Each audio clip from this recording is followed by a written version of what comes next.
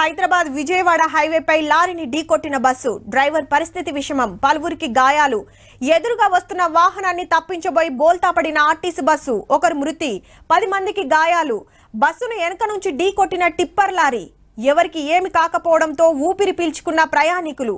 ఇసొంటి వార్తలు దినాం చూస్తుంటాం. 4 వద్దులైతే గవ్వేం ఉండేటట్టు లేవు తీయర్రే. మన ఆర్టీసీ మస్తు అప్డేట్ అవుతుందిలా. ఏఐ టెక్నాలజీతోని ఖతర్నాక్ ఇగమత్ చేస్తుండ్రు. డ్రైవర్ అన్న 2 సెకండ్లు కళ్ళు మూసినా, 3 సెకండ్లు మెడల్ తిప్పినా, 4 సెకండ్లు ఫోన్ చూసినా, వెనుక బండి టక్కర్ ఇస్తానికి వచ్చినా ఈ బస్సే తాకబోయినా ఎమ్మటే అలారం మోగుతుంది. దెబ్బకు నిద్రమా బీచ్కపోయి బిరేక్ దొక్కుతాడు అన్నట్టు. ఎట్లా అంటే బస్ అద్దానికి సీక్రెట్ కెమెరా ఉన్న ఓ డివైస్ పెడతారు. బస్ ఎట్లా నడుపుతున్నాడు, వెనకాల ఏమొస్తున్నది, ముంగటేమున్నది చూసుకొని ఆపదొస్తే అలారం మోగిస్తది. ఎక్కువ టక్కర్లు అయ్యే జాగలకు పోయినా, ఓ లైన్ లో పోయే బస్సు ఇంకో లైన్ లకు పోయినా అలర్ట్ చేస్తుందట ఎమ్మటే. కొన్నిటికి వెట్టి చూస్తే ఒక్క టక్కరిగిన కాలేదని 1800 ఏసీ బస్సులకి ఈ ఉపాయం చేయబోతాండ్రు.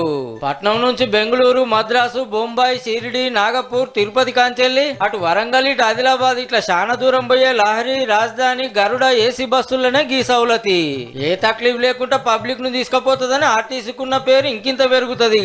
ఇది అంత మంచిగానే ఉన్నది కానీ సిటీలో బస్సులు దాల్తలేవట. ఊర్ల పంట సీట్ల కోసం గడుబెట్లు అవుతున్నాయట. ఇంకిన్ని తెస్తే ఇంకింత బాగుంటది. ఓ పారు ఆలోచన చేయురు జరా.